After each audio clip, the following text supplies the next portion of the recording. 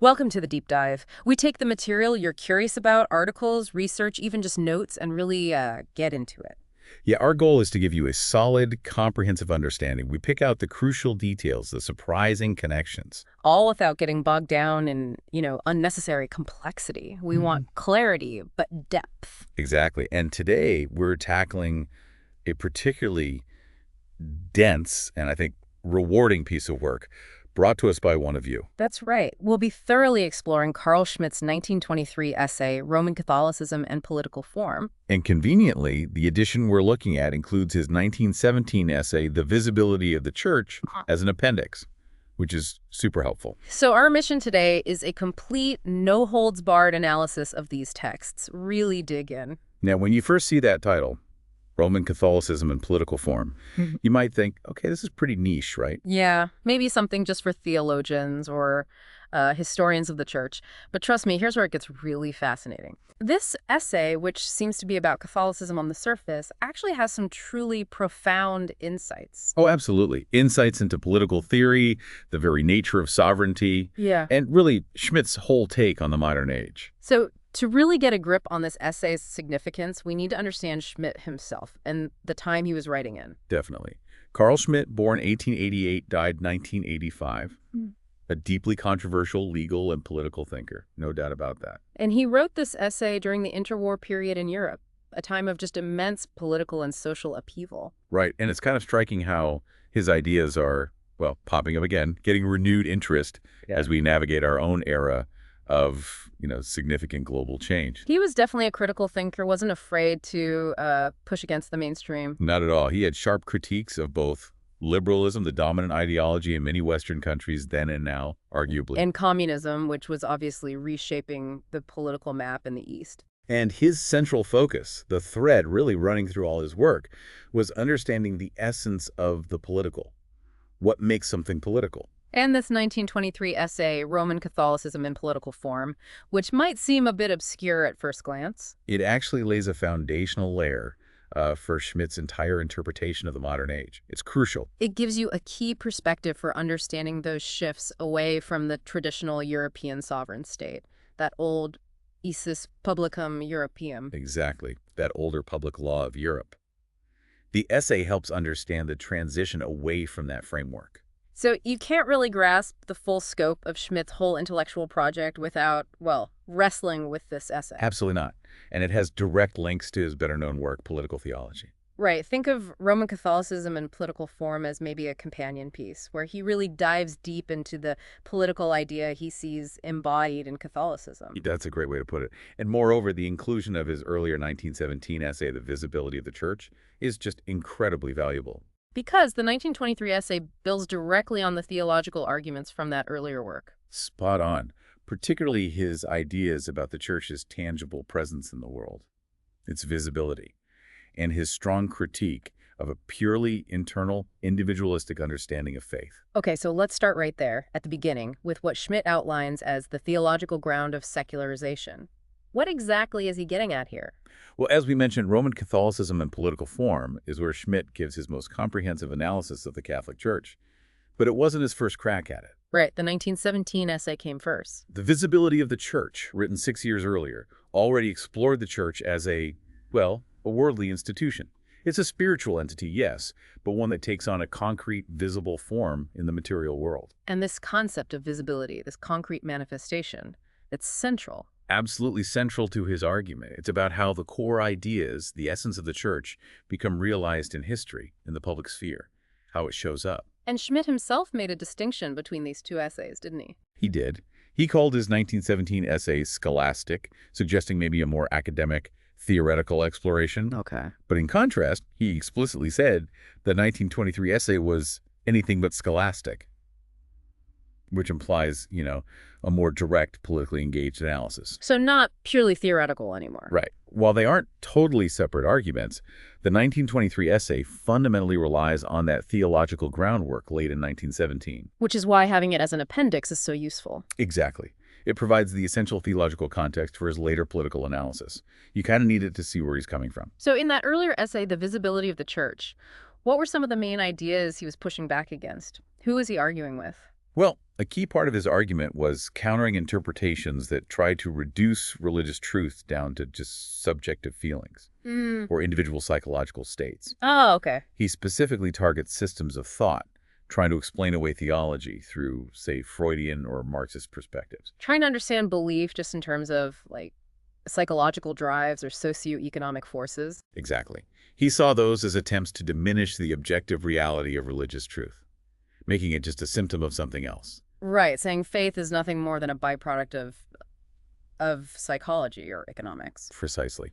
He also challenges the implications of things like Darwinism and other scientific arguments that contradicted core Christian doctrines, like the incarnation or the very existence of the church as a divine institution. And he'd already been thinking about theological critiques, too. Yeah, apparently as early as 1914. But in the context of these two essays, his main focus kind of shifts towards the actions and beliefs of Christians themselves. So he's addressing believers directly, then? Yes, very much so.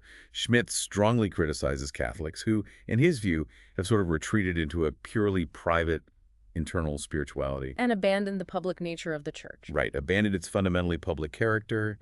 He argues they've basically succumbed to what he sees as the, well, unintended consequences of the Protestant ethic, particularly pietistic asceticism, leading to this inward turn.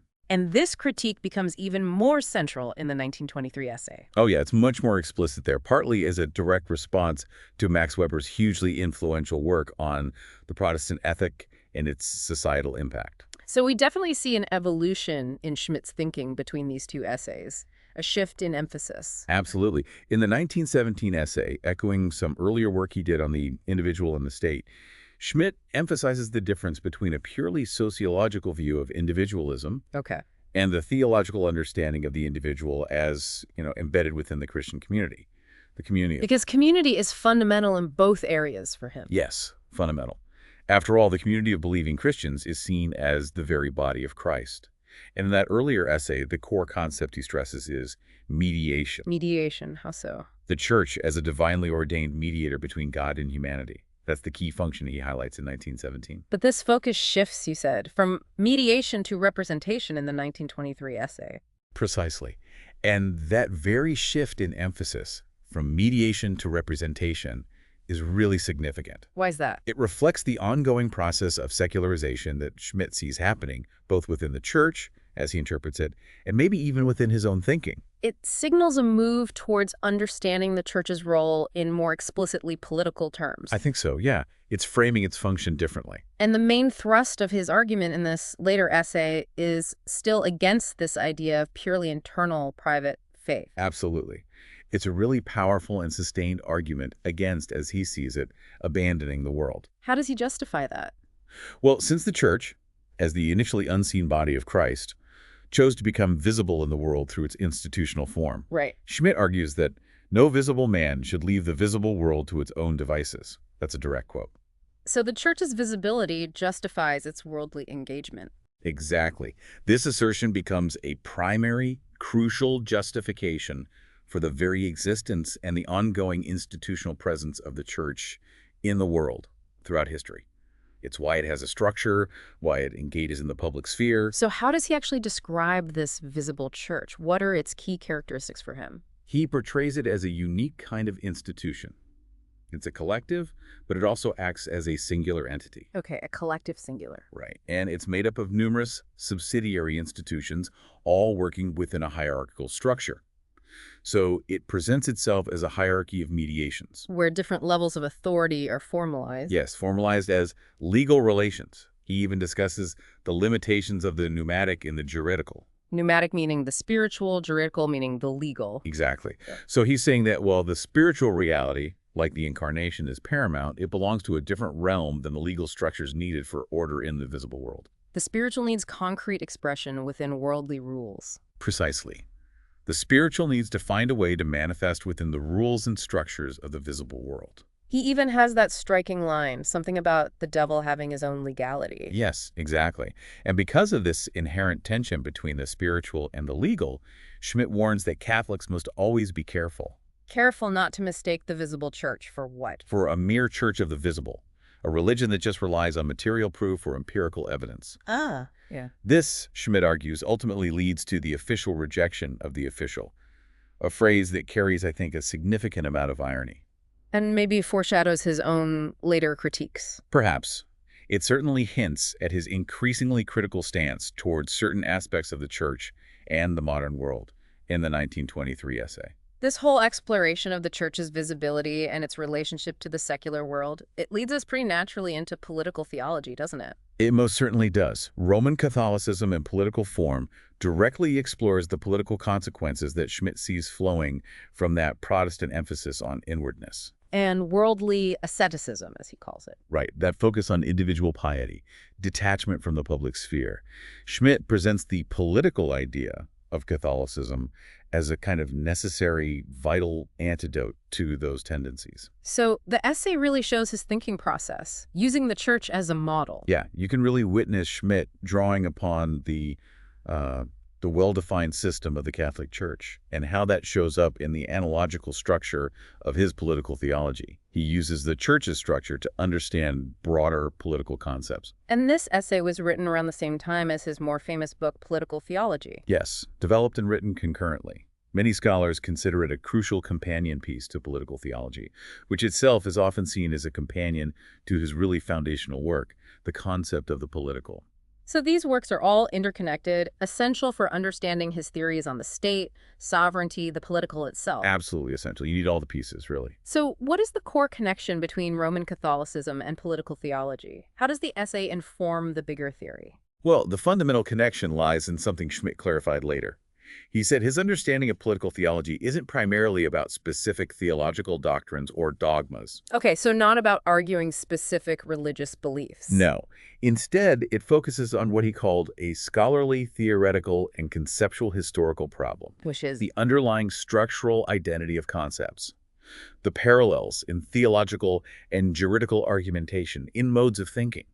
So he's looking at the form of the arguments, the underlying logic. Exactly. And he emphasizes this isn't just some abstract metaphysical game. It's a very focused reoccupation of fundamental concepts. Reoccupation. Yeah, concepts meticulously developed within what he calls occidental rationalism, specifically the Catholic Church, with its highly developed canon law and juridical rationality. And the historical development of the state within that old English publicum Europeum. Right. He sees a parallel logic, a similar structure in how both the Church and the traditional European state operated and thought. So as that traditional state started to lose its exclusive grip on the political, Schmitt looked to the Catholic Church as the other side of the occidental equation, you might say.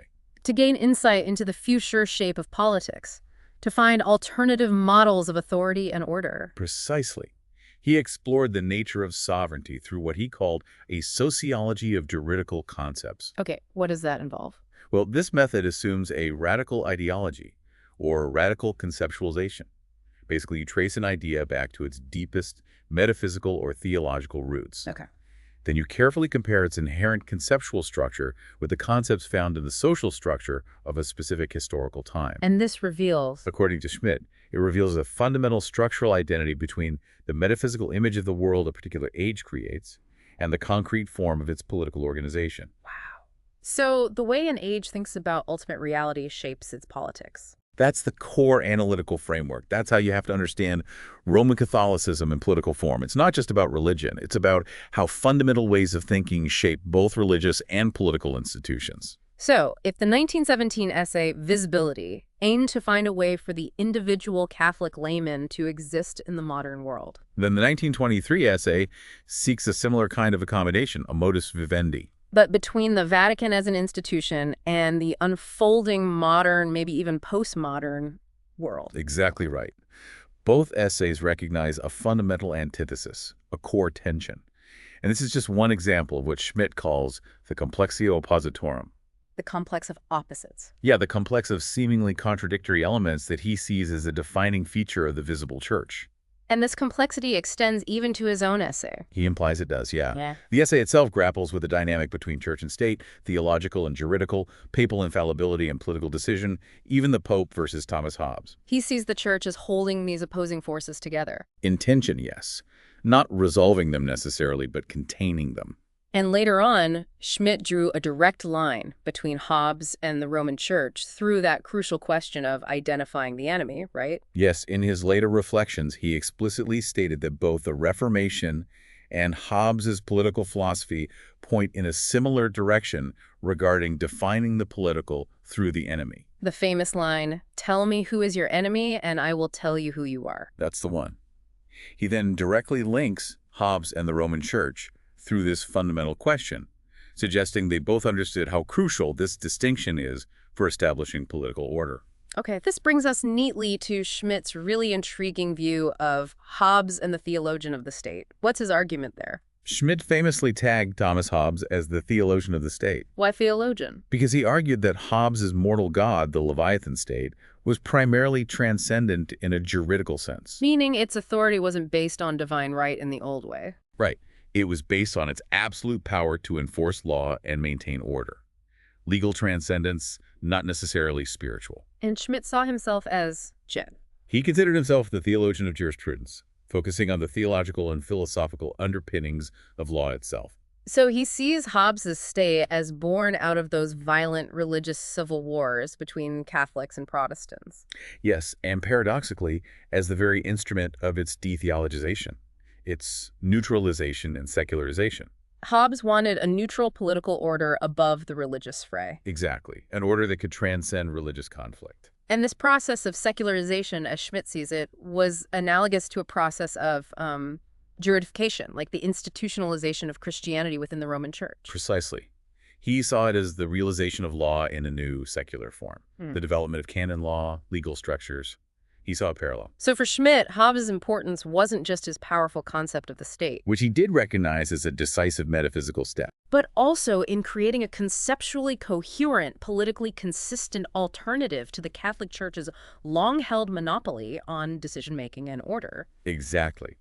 Schmitt even argued later that, in this crucial respect, Hobbes had effectively completed the Reformation. Completed the Reformation. How so? By providing a secular framework for authority that could genuinely rival the Church's centuries-long dominance in that sphere. Because the aetheris reformandi, the right to reform religious practice, that was the central fight during the Reformation. Right, but with the rise of the European sovereign state, this right morphed into a broader right of sovereignty. The state's power to determine order within its own borders, including religious matters. Exactly. The authority shifted from religious bodies to the sovereign political power. Okay, let's now dive into the crucial concept of sovereignty and decisionism. This is absolutely core to Schmitt's thought, isn't it? Absolutely core. His widely known definition of sovereignty. Sovereign is he who decides on the state of exception, directly reflects Hobbes's idea of juridical personalism. So the fundamental question, who ultimately decides, isn't about finding objective truth. No, it's not about truth or moral correctness in that moment. It's about establishing and exercising ultimate political authority.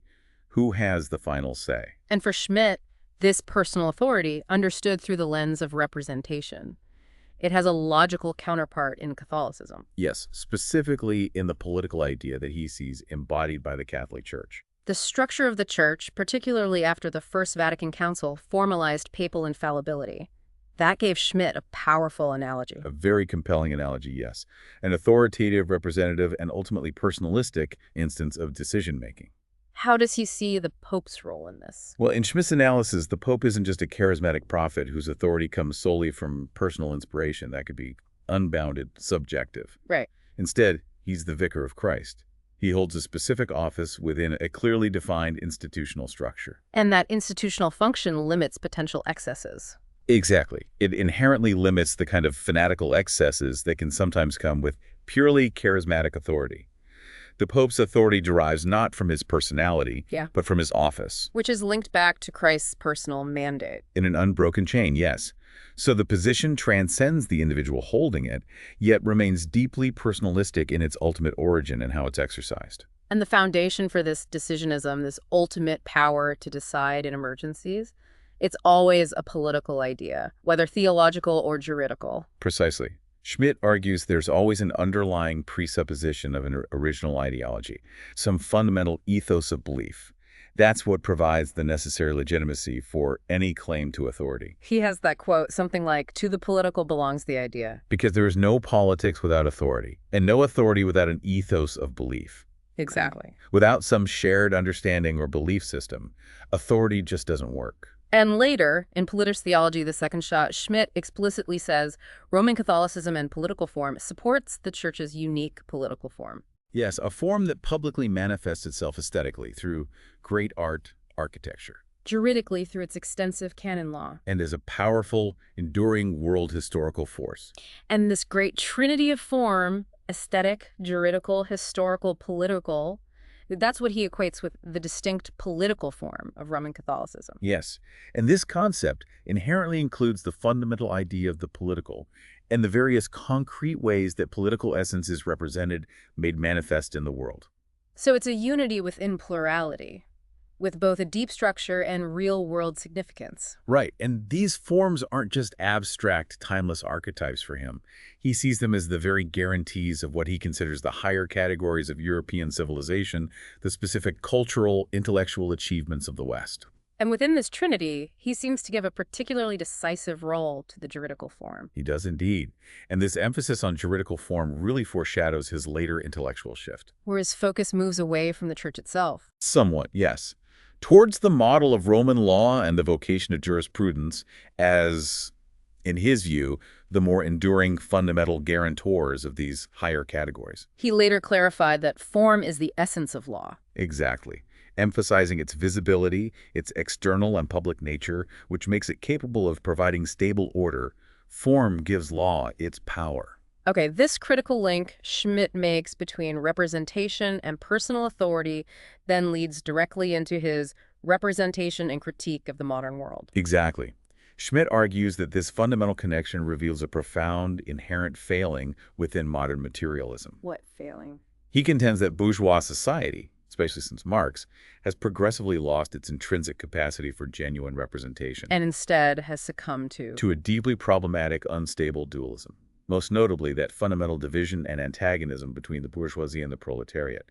He sees this division as undermining any real sense of shared political purpose or representation. And he surprisingly credits Marx with recognizing something important here. Yes, it might seem odd, but Schmitt credits Marx with recognizing that economic thinking, at its core, inherently rejects any meaningful form of representation. Why does he say that? What's the reasoning? Because within the purely economic sphere, value is understood as constantly fluctuating, contingent, determined solely by impersonal market forces. Okay. This stands in stark contrast to the idea of a true representative of a noble value, which, for Schmitt, must possess an inherent, enduring worth, something that transcends the shifting sands of supply and demand. And he contrasts this with earlier thinkers like Kant. Right. He critiques Auguste Comte's attempt to draw parallels between supposed representative types in bourgeois society and those of the Middle Ages, like the cleric and the knight. Schmitt says those comparisons just don't hold up anymore. Why not? Schmitt argues that the modern intellectual, the savant, and the businessman, the merchant, have basically devolved into mere functionaries, anonymous, interchangeable cogs in the vast industrial and economic machine. Not true representatives in any meaningful political or cultural sense. Exactly. He hammers home the difference between the fluctuating contingent value of a commodity and the intrinsic, enduring value a true representative of a noble value ought to embody. And we have to remember, this whole line of argument is a direct polemic against Weber. Absolutely crucial to remember that.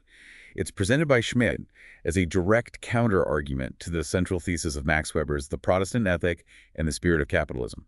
Schmitt's offering a fundamentally different lens on modernity.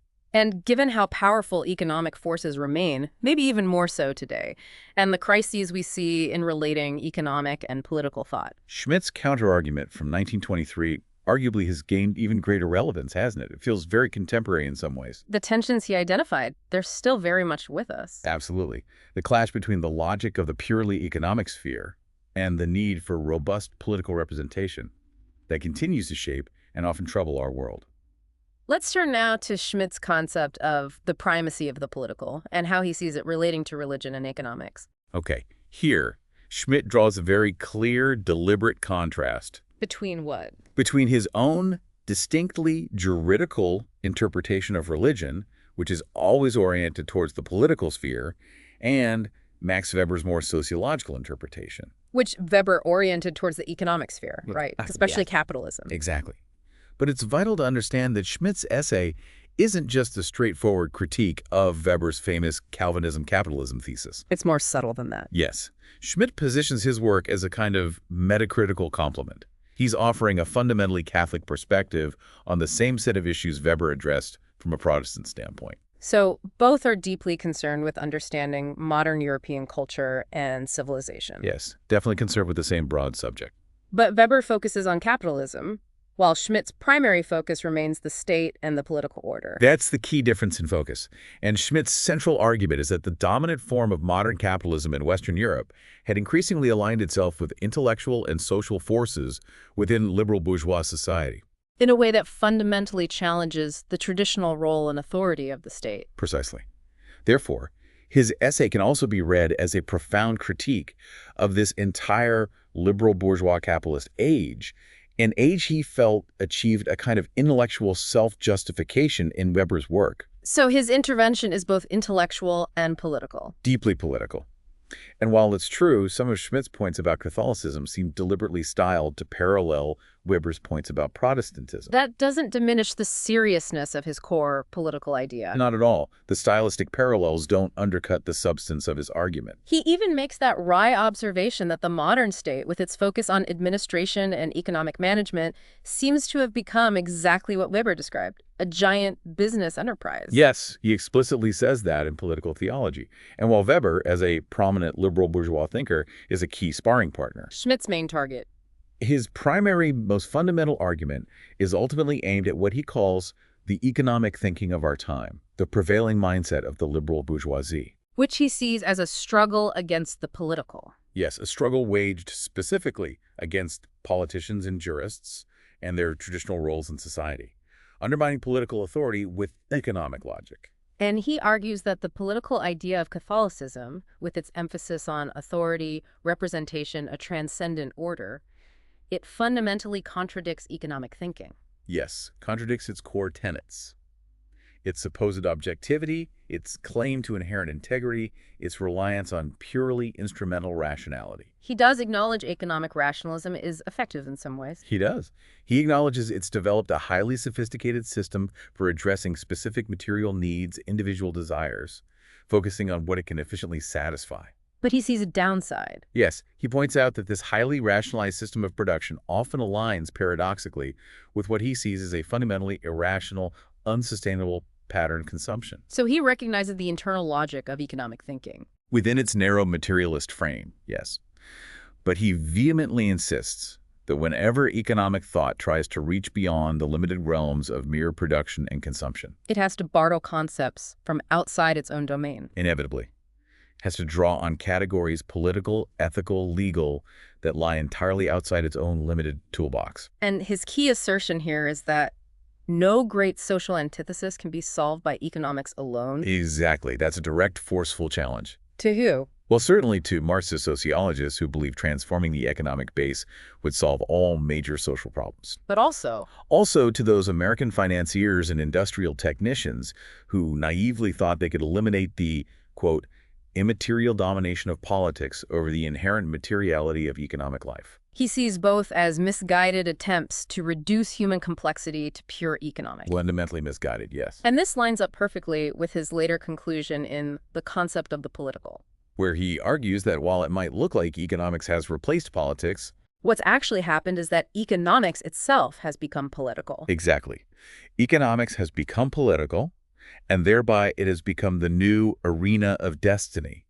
The struggle has moved into the economic sphere, but it's still political. So throughout Roman Catholicism and political form, his main goal isn't resolving theological disputes. No, not primarily, nor engaging in purely religious polemics. His central aim is to respond directly and forcefully to the intellectual challenge posed by Weber's Protestant Ethic. And this becomes really clear in his concluding observations. Particularly clear, yes, where he directly addresses the limitations and difficulties he sees within economic thinking as it manifests in liberalism and the Enlightenment. He draws that sharp contrast again. Catholic Church founded juridically in the public sphere. Versus liberalism's grounding in the private sphere, and he famously notes that this elevation of the private, this religion of privacy, goes a long way in explaining the specific sociological path of modern European society. And he restates that core antithesis to the Protestant ethic. Very clearly.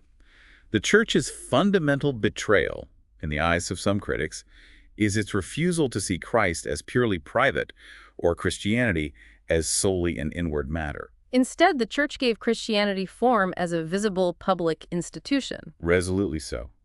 Deeply engaged with the world. But Schmitt knew the Protestant ethic had largely been superseded by the Enlightenment, right? Even Weber acknowledged that. Oh, absolutely. He wasn't naive about that. Yeah. Even Weber had noted the original religious roots of modern economic man were basically dead. The concept of a divine calling, just a historical relic, caput mortuum. Weber concluded the Protestant ethic, saying victorious capitalism no longer needed Protestant asceticism. Because it had established itself on the foundation of mechanical production. And even the Enlightenment's optimistic spirit seemed to be fading, leaving a kind of disenchanted instrumentalism. And Schmitt responds directly to Weber's somewhat downbeat conclusion through Mozart. Yes, through his fascinating, rather unconventional interpretation of Mozart's opera, The Magic Flute, which is so often hailed as, the artistic peak of Enlightenment ideals. How does Schmitt read it? Well, he emphasizes the Masonic symbolism throughout the opera, aligning with some early 20th century reinterpretations of Mozart's intent. He equates the Masonic priests in the opera with the intellectual priests of the Enlightenment itself. Essentially, yes. And he suggests the triumphant resolution between Sarastro, the wise high priest, and the Queen of the Night is ultimately more mechanical, less deeply existential than it seems. And his take on Papageno. A somewhat ironic reading.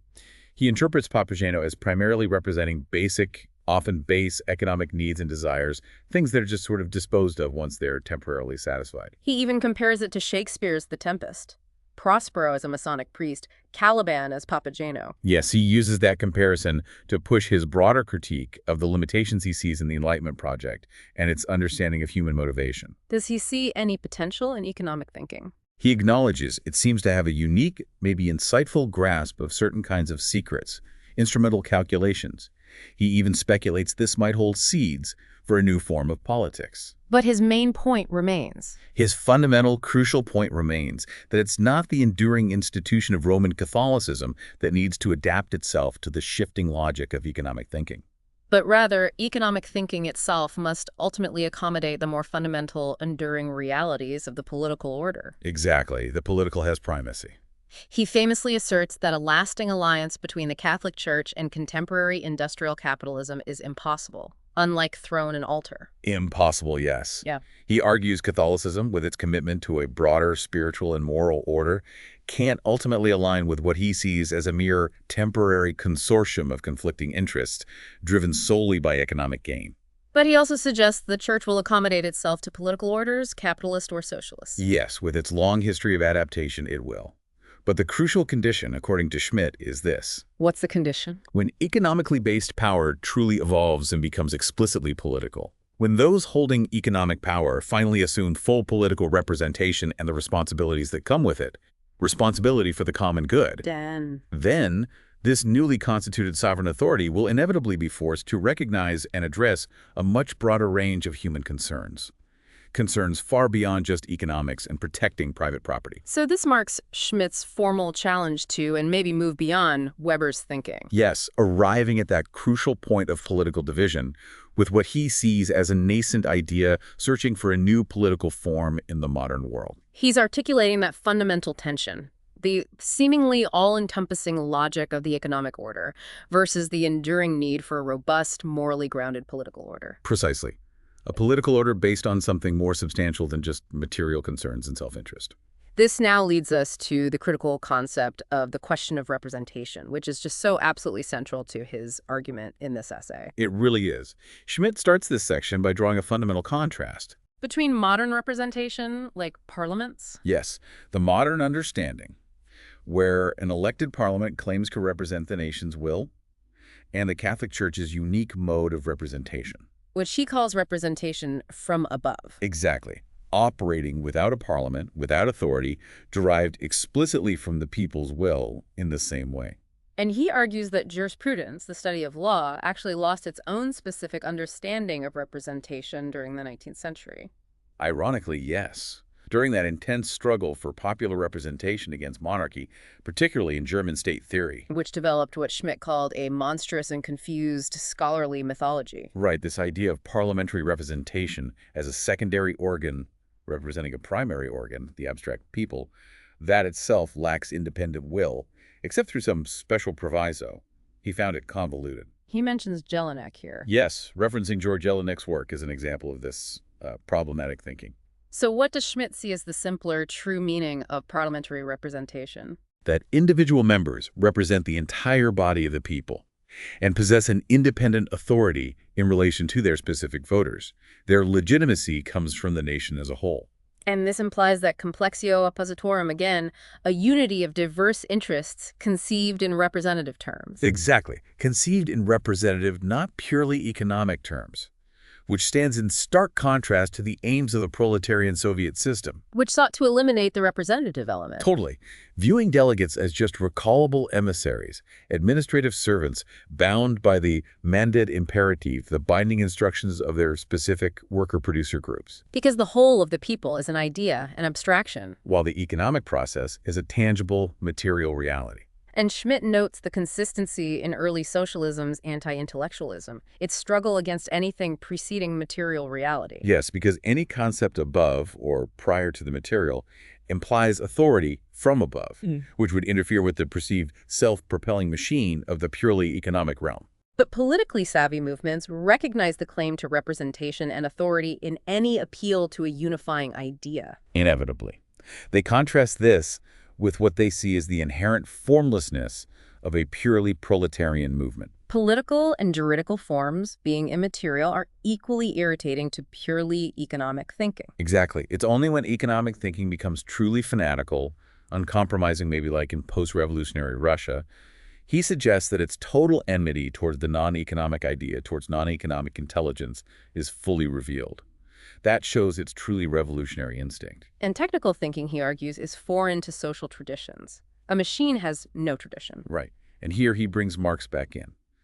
Marx's insight that technology, not abstract ideals, is the true revolutionary principle of the modern age, making natural law revolutions seem quaint, obsolete. A society based only on progressive technology would be constantly revolutionary, maybe self-destructive. That's the implication, constantly overturning itself. Now, economic thinking often allies with technology, but it can also oppose it. Somewhat paradoxically, yes. Because economic thinking does rely on certain legal concepts, property, contracts, even if it confines them mostly to private law.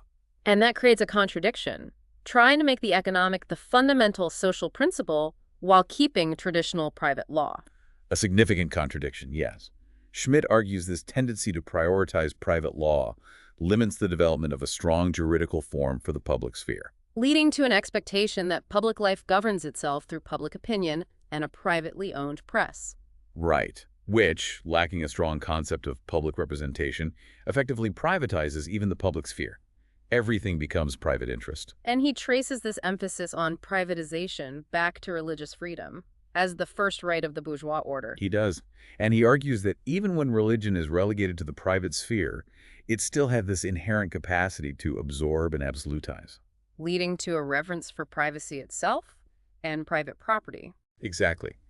He emphasizes the often overlooked correlation between this religion of privacy and the specific path of modern European society. Making religion private gives privacy itself a kind of religious sanction. So guaranteeing absolute private property requires religion to be a private matter. In his view, yes. It needs to be private, but also act as a kind of underlying governing principle, even in its privatized form. He sees the Erfurt program's line on religion as a private matter as a reversion to liberalism. Yes, and Kautsky's correction religion as a matter of the heart, as symptomatic of the difficulty in integrating privatized religion with a broader social vision. So once again, the contrast. Catholic Church founded juridically in the public sphere. Versus liberalism grounded in the private sphere. Yeah. Which is consistent with the Church's representative character, allowing a juridical conception of the religious. He cites Rudolf Sohm again here, the Protestant scholar who saw the Catholic Church as essentially juridical. Yes. Contrasting it with what Sohm saw as non-juridical Christian religiosity, Schmitt argues this deep juridical permeation explains Catholicism's seemingly contradictory political behavior over time. And secular jurisprudence also shows a complexio, a mix of conservatism and revolutionary resistance. It does.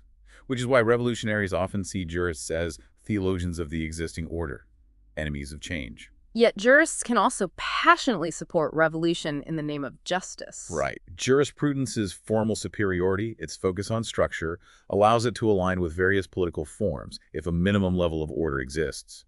It provides a foundation for substantive form once authority is recognized. But Catholicism goes further, representing not just justice, but Christ himself. That's Schmitt's argument, substantiating its unique claim to power and authority. This allows the church to deliberate as an equal partner with the state, even create new law, not just mediate existing law like a judge does. A judge mediates between the nation's law and the individual case. Right. A pre-existing norm stands between justice and the case. He even suggests an independent international court, bound only by fundamental principles, would be closer to the pure idea of justice. Yes, claiming autonomous representation of justice, not just delegated authority from states.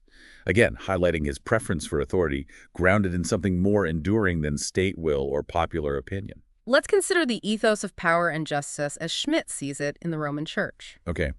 Schmitt argues that alongside the Church's ethos of justice, there's a distinct, equally important ethos of its own inherent power. Enhanced by its historical prestige, glory, honor. Exactly.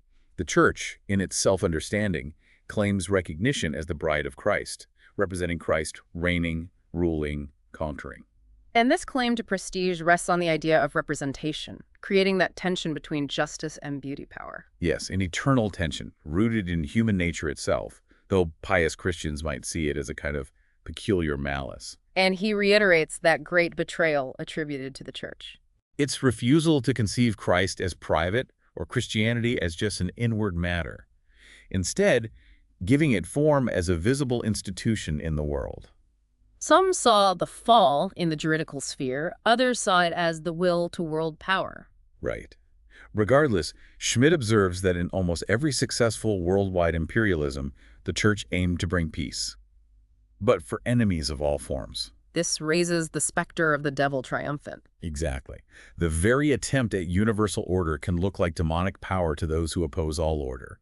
This brings us to the limits of humanitarianism and the resurgence of the idea. Schmitt sees the 18th century, the Enlightenment, as the last time the Church faced a genuinely formidable intellectual adversary, the spirit of reason. He contrasts that with the 19th century's focus on humanitarianism, the realization of humanity, sometimes even replacing God. Yes, and he's quite critical of humanitarian associations claiming to represent the idea of humanity. He sees it implying a superiority over the uninitiated masses. And he asks who, in his time, still had that kind of courage of conviction in abstract ideals. Pointedly, yes. He revisits Mozart's Magic Flute again, noting its reduction to just German music or a hymn to the Enlightenment. Overlooking the more challenging, even frightening, symbolism. Yes, especially when understood in the context of intellectual history. He brings up the Tempest comparison again. He sees a lack of a clear, vigorous adversary in his time, like the 18th century spirit. Humanitarian pacifism lacks the capacity for enmity. He argues it does. Its ideal gets lost in vague notions of justice and peace, often reduced to pragmatic calculations about the economic cost of war. Not a real fighting creed. The League of Nations. Useful maybe, but not a true spiritual leader or adversary. Not in his view, just an administrative body, essentially. He also highlights that surprising proximity between economic capitalist materialism and radical communism. Yeah, both envision a future where political government isn't needed if the economic technical mechanism runs smoothly. A kind of technical utopia or dystopia, depending on your view. And this rejection of political authority aligns with Bakunin's radical anarchism, a revolt against the idea and spirit. Very much so. Schmitt portrays Bakunin as wanting to sweep away all metaphysical, ideological obstacles, religion, politics, theology, jurisprudence, all seen as forms of domination. His conflict with Mazzini was symbolic. A symbolic skirmish foreshadowing a colossal upheaval, yes. Bakunin saw theism, even Mazzini's Freemasonry version, as servitude, the source of the evil state of metaphysical centralism. Exactly. The ultimate root of oppression for Bakunin. Marx and Engels were atheists too, but their criterion often became educated versus non-educated, and they disliked Bakunin's intellectualism. Right. They saw it as too much of the idea, too much gray matter, not enough focus on material conditions, a deep antipathy there. While the anarchist distrusts brainpower itself, seeing it as implying authority, hierarchy, hostile to life. That's the contrast Schmitt draws.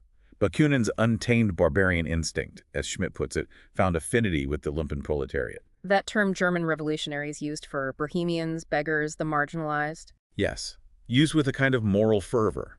Schmitt notes their hazy but essential role in revolutions, recently vindicated by Bolshevik writers then. Marx and Engels tried to distinguish their true proletariat from this rotten rabble, revealing their own traditional West European ideas about education and morality.